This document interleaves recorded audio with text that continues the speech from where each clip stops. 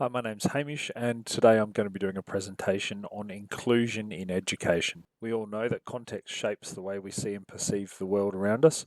My personal context is that I'm a learner, an artist, an entrepreneur. I'm a youth worker currently employed in a secondary school setting and a pre-service teacher with a semester left to go on my study.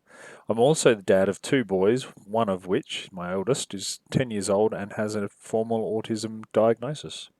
What this means for me is I don't just get to see the world from the eyes of a teacher or a youth worker working in a secondary school. I get to see the world from the perspective of a dad with a son who has autism.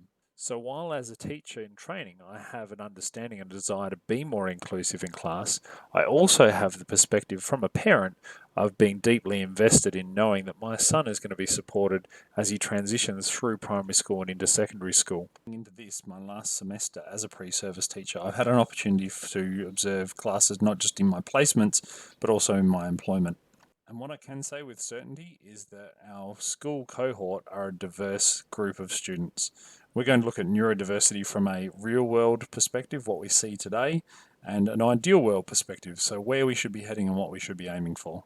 Those of you who've ever doubted just how diverse the needs are that are accommodated by teachers in classrooms, let's just check out the numbers around the statistics for that. In 100 students, 1% will have a vision or hearing impairment. Intellectual physical disabilities, 7.5%. Learning disabilities, 10%. Potential autism spectrum disorder, 3.25%. Auditory processing disorder, 5%. Attention deficit disorder, 11%. Obsessive compulsive disorder, 3%. Giftedness or exceptional abilities, 5%. Clinically diagnosed anxiety, 13%, and depression, 10%.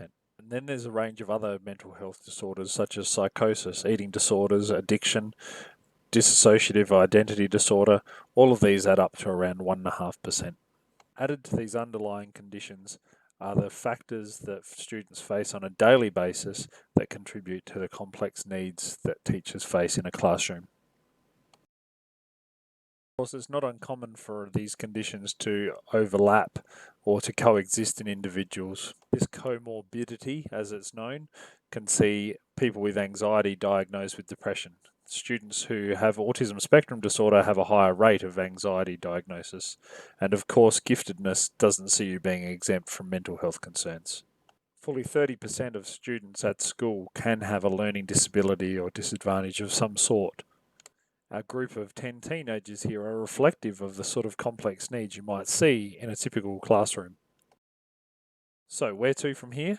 With what we now know from our look at the statistics, how will we bridge the gap between the real and the ideal?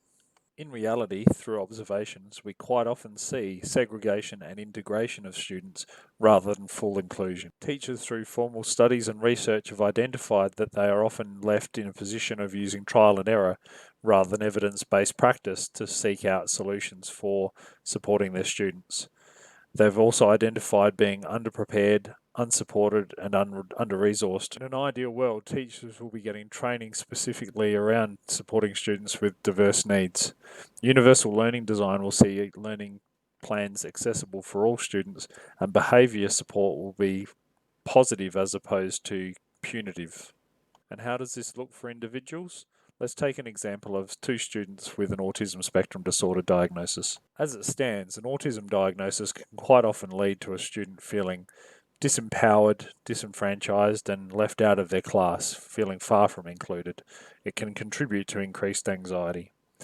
In an ideal world, students would feel accepted and understood, along with supported by both their peers, their classmates, and the teacher. A large part of this support comes through education and through the school community of parents, teachers, students, and the community at large.